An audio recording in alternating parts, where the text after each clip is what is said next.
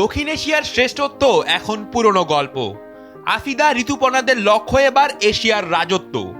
পহেলা March থেকে অস্ট্রেলিয়ার 5টি ভেন্যুতে শুরু হতে যাচ্ছে এশিয়ান কাপের 21তম আসর, যেখানে প্রথমবারের মতো এশিয়ার বড় মঞ্চে নিজেদের সামর্থ্য জানান দিতে প্রস্তুত বাংলাদেশ।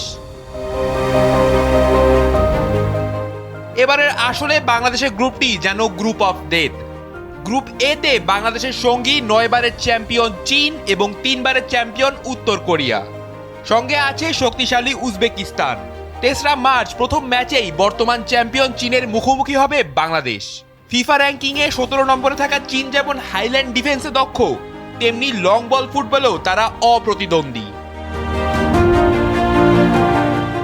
দ্বিতীয় ম্যাচে 6 মার্চ প্রতিপক্ষ র্যাঙ্কিংয়ে 9 নম্বর দল উত্তর কোরিয়া।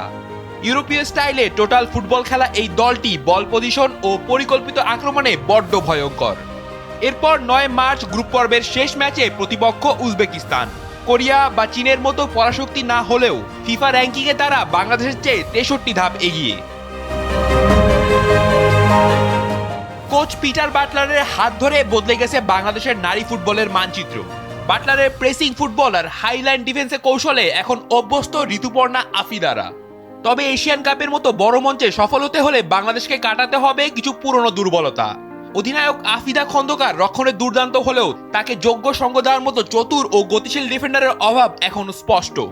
উত্তর কোরিয়ার বিপক্ষে হাইল্যান্ড ডিফেন্সে কোনো ভুল হলে প্রতিপক্ষের কাউন্টার অ্যাটাক রোখার জন্য ডিফেন্ডারদের গতি ও শারীরিক দক্ষতা আরও বাড়ানো প্রয়োজন।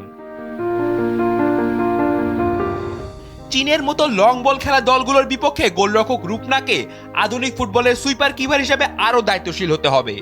মাঝমাঠে মারিয়া মান্দা ও মনিকা চাকমারা দুর্দান্ত বল যোগান দিলেও মূল সমস্যা থেকেই যাচ্ছে ফিনিশিংয়ে। অসংখ্য সুযোগ তৈরি করেও গোল না পাওয়ার খরা কাটাতে আলপিয়া আক্তার ও আনিকা রানিয়া সিদ্দিকীর অন্তর্ভুক্তি হতে পারে তুরুপের তাস।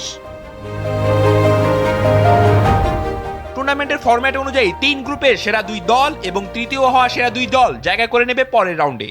আর এই সেরা 8-এ উঠতে পারলে নিশ্চিত হতে পারে 2027 ব্রাজিল বিশ্বকাপ এবং 2028 লস অ্যাঞ্জেলেসের অলিম্পিকের ভাগ্য।